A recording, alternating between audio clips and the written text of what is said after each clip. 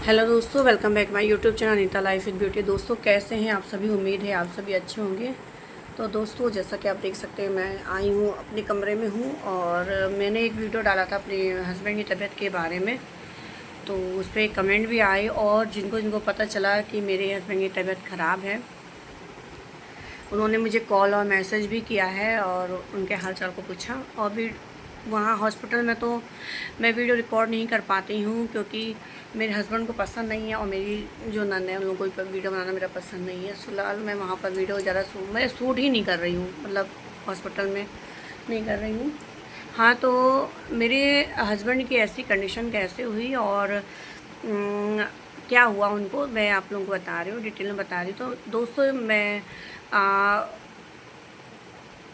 मतलब मेरे हस्बैंड की तबीयत तो वैसे 6-7 महीने से ख़राब थी। और आप लोगों को मैंने कभी कभी मैंने लाइव में भी बोला था कि भाई मेरे हस्बैंड की तबीयत ख़राब है, उनको पथरी हो गया है किडनी में, है ना।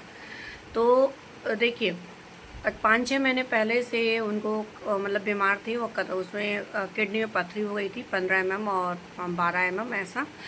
तो जब उनको जब उल्टियाँ होने लगी थी तो जांच कराया गया तो सोनोग्राफी में ये रोग उनको निकला। इससे पहले पता नहीं चल रहा था कि क्यों ऐसा हो, लेकिन उनको परेशानी थी, लेकिन सोनोग्राफी में पता चला।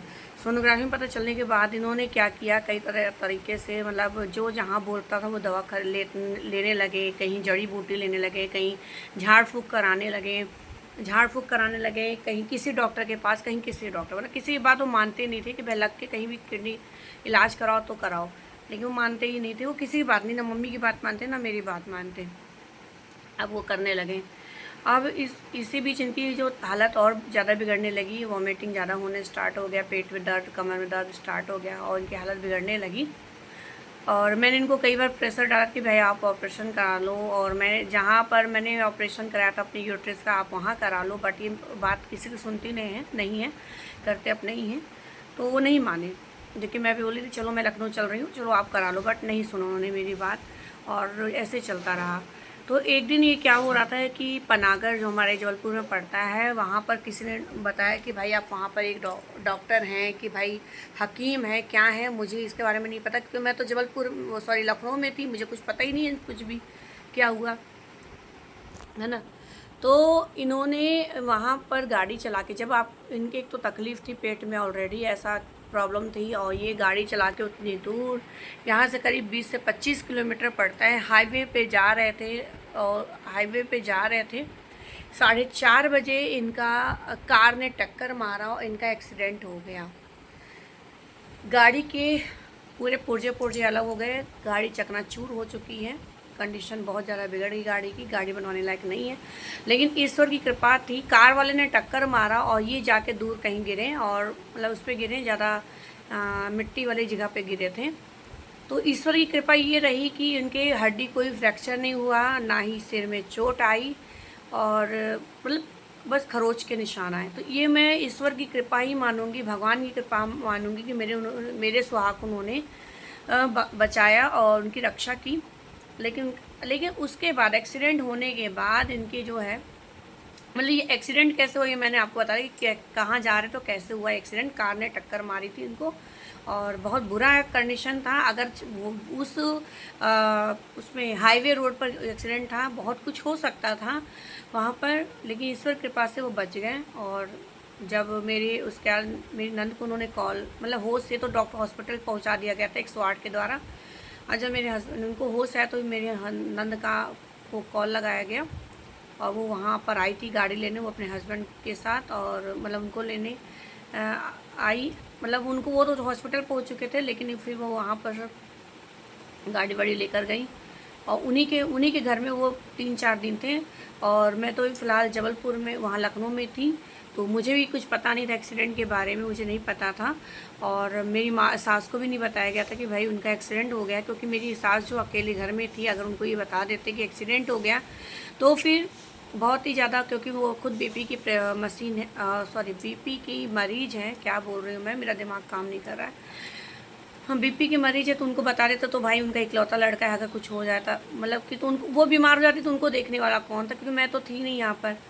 तो मेरी नंद ने हाँ, मेरे हस्बैंड का कॉल मेरे भाई के ऊपर गया था, मतलब जिस दिन एक्सीडेंट हुआ था उस दिन की बात बताएं, जब होश में आए तो उन्होंने बोला कि मैं मेडिकल कॉलेज में भर्ती हो रहा हूँ और बता देना उसको। तो मुझे भी गुस्सा आई कि भाई ये कॉल मुझ पे भी कर सकते थे, मुझे क्यों नहीं बताया उन्होंने कि भाई भर्ती होने जा रहे हो ऑपरेशन के लिए। मुझे उस समय मुझे कुछ नहीं पता था कि उनका एक्सीडेंट हो रखा, मुझे कुछ भी नहीं पता था। मेरे भाई, मैं वहीं थी, भाई के पर कॉल आया तो मुझे गुस्सा आ रहा था कि मतलब इतना भी आप में इतना एटीट्यूड है कि आप मुझे फ़ोन नहीं कर सकते हो। पिछले 15 दिन से मैं यहाँ मायके में थी, उन्होंने एक भी कॉल नहीं किया। जब उन्होंने नहीं किया तो मुझे भी, मेरा भी मन अंदर से खटास था, क्योंकि हम लोग के बीच जो भी अनबन चल रही वो आप लोगों को पता था। तो मैंने कहा मैं भी नहीं करूँगी, जब वो नहीं करेंगे तो मैं भी नहीं करूँगी, ये मेरा मन में था। लेकिन मुझे कुछ नहीं पता था कि मेरे हस्बैंड का एक्सीडेंट हो रखा है, और लेकिन भाई को भी इन्होंने नहीं बताया कि मेरे एक्सीडेंट हुआ है। ठीक है, नहीं तो मैं खुद तुरंत कॉल कर लेती। अब क्या हुआ कि मुझे भी गुस्सा आ गई, यार ये बताया नहीं, और मुझे कॉल करके नहीं बता सकते कि मेडिकल में भर्ती होना और ऐसा ऐसा नहीं। चलो फिर मेरे रात में मेरी छोटी नंद का कॉल आया कि भाभी ऐसी ऐसी बात हो गई, भैया का एक्सीडेंट हो गया है।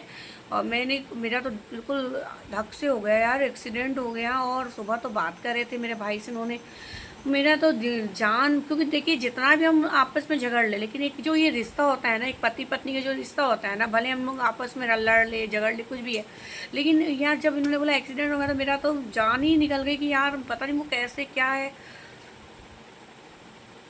क्योंकि पता है दोस्तों, भले हम जितना भी लड़ ले, लेकिन हम प्यार बहुत करते हैं उनसे। अब वो भी करते होंगे कहीं ना कहीं, वो भी कहीं ना कहीं करते होंगे, पता नहीं है वो करते नहीं करते, लेकिन हाँ मुझे मतलब मैं बहुत। तो मेरे को मैंने कहा बेबी मेरे को तो ये बताया नहीं। बोलते नहीं भाभी, किसी को बताया नहीं गया है, आपको बता रहे कि ऐसी सी बात है। फिर मैंने फिर अपनी नंद को कॉल किया, और जो कि ये बताया जाए कि नंद के घर में है, वहीं पर चक्कर कर आ गया था, तो वहीं से फिर मेडिकल जाएंगे, है ना, मेडिकल सरकारी हॉस्पिटल है। अब मैंने अपनी बड़ी नंद को कॉल किया, हमने दीदी वो छोटी नंद ऐसे ऐसी बात कर रही कि उनका एक्सीडेंट हो रखा है। बोलते हाँ भाभी ये सही बात है। हम बोलते भाभी, फिर छोटी नंद ने बोल दिया था कि भाभी आप ना मम्मी को नहीं बताना, क्योंकि मम्मी अकेली हैं, परेशान हो जाएंगी, और जानते हो उनकी तबीयत तो ऐसी, और घर में कोई नहीं है, कौन उनको देखेगा। तो मेरी माँ, सासू माँ से भी छुपाया गया था कि उनके एक्सीडेंट के बारे में, है ना। तो माँ का तो दिल माँ का ही होता है। तो जो भी है 3-4 दिन तक जब मेरे हस्बैंड घर नहीं आए तो मम्मी चली गई वहाँ पर। फिर मम्मी ने देखा उनका कंडीशन जो भी है, फिर उनको फिर सरकारी प्राइवेट में भर्ती कराया गया, जहाँ पर उनके इलाज चला, लेकिन उनको कोई भी फ़ायदा नहीं हुआ। उनके सर में दर्द लगातार बना रहा है, अभी भी बना है लगातार। इनके सर में दर्द बहुत ज़्यादा, जैसे लग रहा फट जाएगा सर। और सिटी स्कैन हुआ है, बट प्राइवेट में हुआ है, लेकिन उनको कुछ सिटी स्कैन नहीं निकला है। और 25-30 हज़ार तक की दवा हो चुकी है, लेकिन उनको कोई भी फ़ायदा नहीं। जिस दिन मैं लखनऊ से जबलपुर आई, तो बहुत मन में अजीब से वहम आने लगे, बहुत उल्टे सीधे सपने आने लगे। मेरा जी नहीं माना कि यार मुझे देखने जाना पड़ेगा। तो फिर मैं नंद के घर शाम को गई, और मैंने इनकी कंडीशन देखी, तो खाना भी नहीं खा रहे थे, और खाना नहीं खा रहे, और उसके बाद वॉमिटिंग पे वॉमिटिंग, रात भर परेशान। मेरी बहन ने बहुत उनकी सेवा की है, बहुत साफ़ सफाई उन्होंने किया, है ना, बहुत साफ, मतलब बहुत किया उन्होंने अपने। मैं उनके एहसानमंद हूँ कि उन्होंने बहुत कुछ किया है मेरे हस्बैंड के लिए, और अभी भी कर रही हैं, सेवा कर रही हैं। और फिर उसके बाद मैं रात में इनकी कंडीशन बहुत ज़्यादा बिगड़ गई, मतलब करीब 3-4 बजे इनकी कंडीशन इतनी बिगड़ गई कि मतलब किसी को उन्होंने उठवाया नहीं, बस मेरी नंद को बुलवाया कि भाई मेरी मुझे लग रहा है कि मैं अब नहीं बचूंगा, और ऐसी सी बात है। तो मुझे नहीं कुछ पता, मुझे नहीं बैठाया गया, बस फिर वहाँ मेरी नंद बड़ी वाली आई कि भाभी उनकी कंडीशन ज़्यादा बिगड़ गई है, और हम लोग को 108 बुला के जाना पड़ेगा। तो हम लोग सुबह के 4:30 बजे लोग मेडिकल भर गए, लेकिन मेडिकल वालों ने ज़्यादा, वहाँ की कंडीशन इतनी ज़्यादा बुरी है, ज़्यादा ध्यान नहीं दिया। डॉक्टर एडमिट नहीं कर रहे थे, थोड़ा बहुत वो ग्लूकोज लगा के ऐसा वैसा, जानते हैं सरकारी तो आप जानते ही हैं कि क्या कंडीशन होती है सरकारी अस्पताल की। और फिलहाल 25-30 हज़ार मेरे हस्बैंड के पास था, उन्होंने अपना प्राइवेट में इलाज कराया, तो पूरा ख़त्म हो गया। अब उनका पैसे भी नहीं कि मेडिकल में मतलब कि प्राइवेट कराया जाए। अब वहाँ पर इनकी कंडीशन इतनी ज़्यादा बिगड़ने लगी कि मतलब ये होश में नहीं, और ना एक कदम चल पा रहे। स्ट्रेचर से मेरा बेटा, मेरी नन इधर से उधर लेके भाग रहे हैं जांच कराने के लिए। डॉक्टर एडमिट करने को तैयार नहीं। फिर बाद में एक अच्छी डॉक्टर मिली, जो बाद में उन्होंने कंडीशन को देखा, क्योंकि ये किसी को पहचान नहीं रहे थे, कुछ कहा जा रहा कुछ और कर रहे हैं, मतलब कंडीशन समझ लीजिए, आप समझ रहे हैं कि मेरी नंद रोने भी लगी, क्योंकि भाई उन्होंने अपने पिताजी को खोया हुआ है। भाई, एक ही भाई है उनका, तो उनके मन में भी भाई उल्टे सीधे ख्याल आने लगे। मेरे को भी अंदर से बहुत फीलिंग अजीब अजीब सी आ रही थी कि भाई, क्योंकि मैं मेरे पिताजी को अभी भी खोई हूँ 2 साल पहले, और जब उनको एम्बुलेंस में लेके जा रही थी तो मुझे बस ये लग रहा था कि यार ये क्या हो गया, मेरी भी बहुत ज़्यादा ऐसी एज तो नहीं हो गई है, और मेरे बच्चे भी अभी किसी चीज़ में हो नहीं पाए हैं, तो क्या होगा मेरे बच्चों का, मैं कैसे हैंडल करूँगी, कैसे, मतलब मेरे मन में बहुत बुरी बुरी ख्याल आने लगे कि मैं बच्चों को कैसे पढ़ाऊँगी, क्या करूँगी इस टाइप से, और मेरा तो दुनिया ही लूट जाएगी इतना, मतलब अंदर से। लेकिन हाँ, मैं अपने अंदर आंसू चुपके चुपके से, मतलब आंसू पोंछ रही थी, लेकिन मैं किसी को जता नहीं रही थी। मैं बस अपने आप को कठोर दिखा रही, क्योंकि अगर हम रोएंगे ना तो हम पेशेंट को कैसे देखेंगे, है ना। मैं नहीं रो रही थी। जब इन्होंने हॉस्पिटल में सबको पहचाने से इनकार कर दिया, नहीं और कुछ बोला जा रहा, कुछ कह रहा है, कर रहे हैं, तो मतलब अजीब ही लग रहा था कि क्या होगा। मेरी नंद भी रोने लगी, उनको दिलासा दिया कि बाबे नंद, दीदी सब सही हो जाएगा, चिंता मत करो, सारा कुछ। तो फिर उसके बाद इनको एडमिट कराया गया न्यूरो सर्जन के पास, मतलब एक हॉस्पिटल से दूसरे हॉस्पिटल में ट्रांसफ़र कर दिया गया, और फिलहाल वो भर्ती हैं इतने टाइम।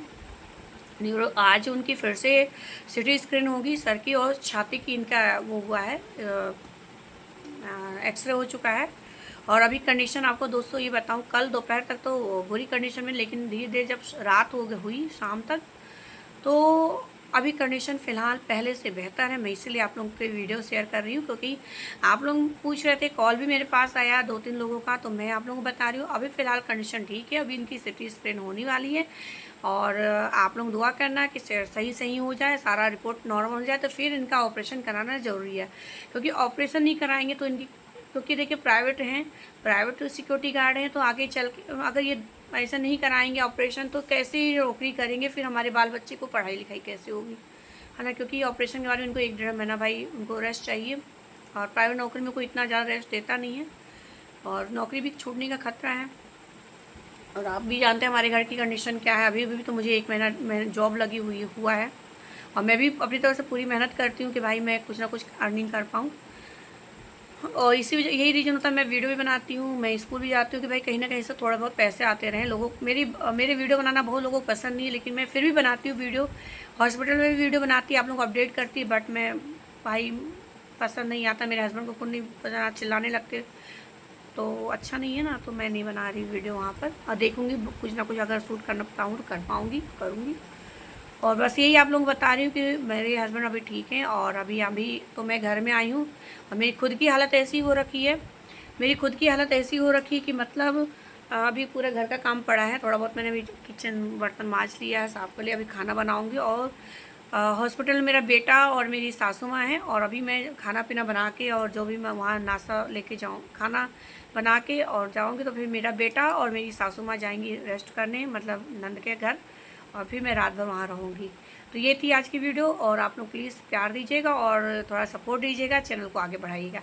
फिर मिलते हैं नेक्स्ट अपडेट के साथ। वीडियो बहुत सारी बनी है, पहले की वीडियो बनी है मायके की, बट अभी मैं अपलोड नहीं करूँगी, अभी मैं आप लोगों को अपडेट देती रहूँगी। मिलते हैं फिर नेक्स्ट ब्लॉग में। Bye bye, thank you so much, love you all my YouTube family. Support आप लोग बनाए रखिएगा, और दुआ जरूर कीजिएगा कि मेरे हस्बैंड ठीक रहें। Bye bye.